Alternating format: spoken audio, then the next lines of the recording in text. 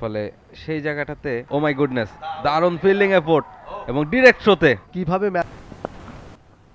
এবারে দেখার মতো একটা কভার ড্রাইভ, ইনিংসে 50 করতে পারেননি, বিগ শট, নতুন ওভার, এবারে ব্যাকফুটে গিয়ে পাঞ্চ করেছেন, স্টেপের বাইরে, ও মাই গুডনেস, স্ট্রেট ড্রাইভ, এবারে পুল করেছেন, গ্যাপটা পেয়েছেন বেশ ভালোভাবে, বল চলে যাচ্ছে মিড উইকেট রিজিয়ন দিয়ে সীমানার বাইরে, এবারে শর্ট বল, ও চমৎকার ফিল্ডিং, চমৎকার ফিল্ডিং,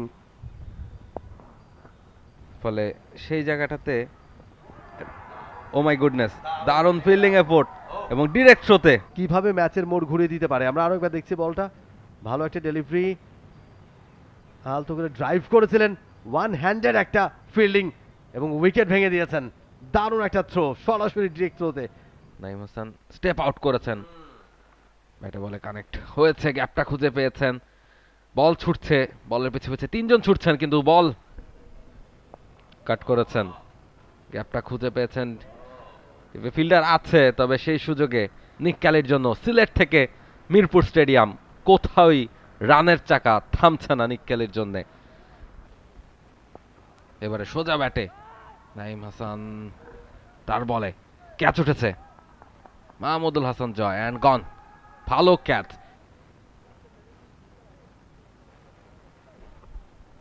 তুলে মারতে চেয়েছিলেন, বাউন্ডারির বাইরে বলটাকে পাঠাতে চেয়েছিলেন মাহমুদুল হাসান জয়, 103 রান করে কট মাহমুদুল হাসান জয়, bold Naim Hasan.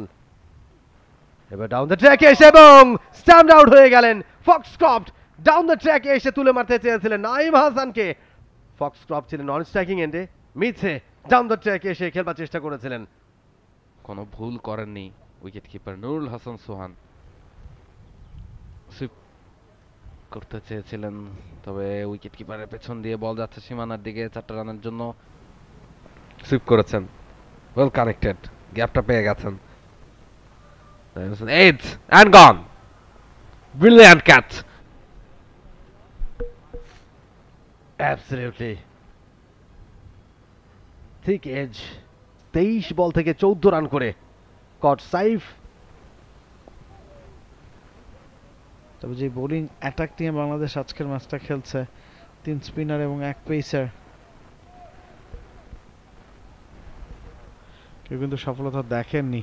Field placement change হলো, কাজের কাজ কিছুই হলো না, ডেড ব্যাটে খেললেন জেডন লেনক্স, ওভারের পরিসমাপ্তি, 121তম ওভারে খেলা শেষ, and it's time for lunch break. 4টা উইকেট তুলে নিয়েছে বাংলাদেশ, ইতিমধ্যেই 5 রানের লিড নিউজিল্যান্ড এ দলের। আমারই যদি আমরা দেখি 103 রান করেছেন নিক ক্যালি, টপ স্কোরার। বোলিং কার্ডটা যদি দেখি 100 রান দিয়েছেন খালেদ, 3টা উইকেট তার।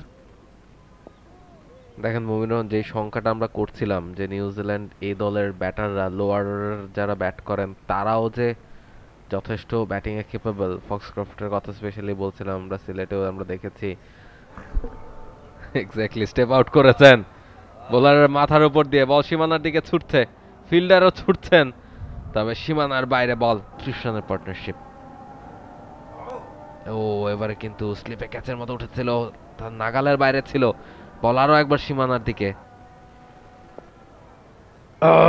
পিস ধরনের এবং এবং দারুণ একটা ক্যাচ, বিদায় ঘন্টাটা বেঁচে গেল।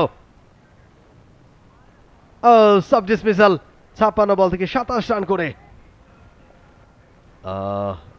এবারে আরো একটা উইকেটের পতন, ছিল 4টা উইকেট। আমরা আরো একবার দেখছি, ও চমৎকার চমৎকার বলের উপরে তীক্ষ্ণ দৃষ্টি। 61 বল থেকে 20 রান করে নিউজিল্যান্ড দল, তাদেরকে ফিল্ডিং করতে হবে। হিফি তিনি করেছিলেন 71 রান, জো কার্টার 62 রান। ইনিংসের প্রথম ডেলিভারি ফোক্সের কাছ থেকে, থানা প্রান্ত থেকে লো ফুলটস ধরনের ডেলিভারি, এবারে কিন্তু ঠিকঠাক মতো ব্যাটে বলে হয়নি, ব্যাটের কানা ছুঁয়ে গেছে ডিপ থার্ডম্যান দিয়ে। এবারে দেখার মতো একটা কভার ড্রাইভ, দৃষ্টিনন্দন একটা কভার ড্রাইভ। এই 8টা-9টা ইনিংসে 50 করতে পারেননি, বিগ শট, এনামুল হক বিজয়ের ব্যাটে 379-তে 22 রানের লিড, সেটাই কমিয়ে আনছেন এনামুল হক বিজয়। এবারে সোজা খেলেছেন এনামুল হক বিজয়, ক্যাচ উঠে গেছে, ফিল্ডার আছেন, ইজি ক্যাচ। সেখানে একটা ম্যাচ খেলেছেন, 2 ইনিংসের কোনটাতেই রান করতে পারেনি। নিউজিল্যান্ড এ দলের বিপক্ষে 3টা ওয়ানডে খেলেছেন, 4টা আয়াস্তার 48, যেটা এই ম্যাচের ফার্স্ট ইনিংসে। এবারে পুল করেছেন, ফিল্ডার আছে সেখানে কিন্তু তার মাথার উপর দিয়ে বিশাল 6 উড়িয়ে খেলেছেন এবং সোজা ফিল্ডারের হাতে। আরেকবার আমরা দেখছি তুলে মারতে চেয়েছিলেন সাইফ হাসান, 30 বল থেকে 16 রান করে কট লেনক্স। চেষ্টাটা কিন্তু চালিয়ে যেতে হবে, ফলাফল কি হবে সেটা পরের বিষয়। আপনি ম্যাচ শেষে সেই জিনিসটা আপনি ডিসাইড হবে যে কি হচ্ছে না হচ্ছে, কিন্তু আপনাকে প্রত্যেকটা বল, প্রত্যেকটা মুহূর্ত, প্রত্যেকটা সময় আপনাকে কিন্তু শেষ পর্যন্ত ট্রাইটা করে যেতে হবে, এবং সেটা আমরা দেখলাম। 23 বল থেকে 24 রান করেছেন, অনেকটা ওয়ানডে স্টাইলে তিনি ব্যাট করছিলেন। 3 জন বোলার বল করেছেন, দুজনই একটা করে উইকেট তুলে নিয়েছেন। ফোক্স নতুন ওভার, এবারে ব্যাকফুটে গিয়ে পাঞ্চ করেছেন, দুজন ফিল্ডার মাঝামাঝি জায়গা দিয়ে, বলে ভালো গতি রয়েছে, বল চলে যাচ্ছে বাউন্ডারি দিকে এবং শেষ পর্যন্ত এবারে সুইপ করেছেন, ব্যাটে বলে কানেকশনটা ঘটেছে বেশ ভালোভাবে এবং বড় একটা গ্যাপ, বল চলে গেছে সীমানার বাইরে, এবং সেটাকে রিলিজ করবার জন্য যে প্রেশারটা তৈরি করতে চাচ্ছেন। 79 রানে পৌঁছেছে তারা। এবারে ড্রাইভ অমিতের ব্যাটে, বিউটিফুল শট, 4 হবে। এক্সট্রা কভার অঞ্চলে কেউ ছিলেন না, ভালো বলে শেষ করলেন ক্রফট নিজের ওভারটা। দ্বিতীয় ইনিংসে ব্যাট করছে বাংলাদেশ এ দল, এবং দুই ক্যাপ্টেন তারা কথা বলছেন। ইয়াস, সোহান, নুরুল হাসান সোহান এবং অপোনেন্ট ক্যাপ্টেন তারা কথা বলে এবং তারা ড্রটাকে মেনে নিচ্ছেন। সামারে যদি দেখি বাংলাদেশ এ, তারা প্রথম ইনিংসে 357 রান করেছিল 10 উইকেটে। সেলিব্রেশন আমরা দেখতে পাচ্ছি নিউজিল্যান্ড এ দল, তারা কিন্তু টেস্ট সিরিজটা জিতে নিয়েছে 1-0 ব্যবধানে।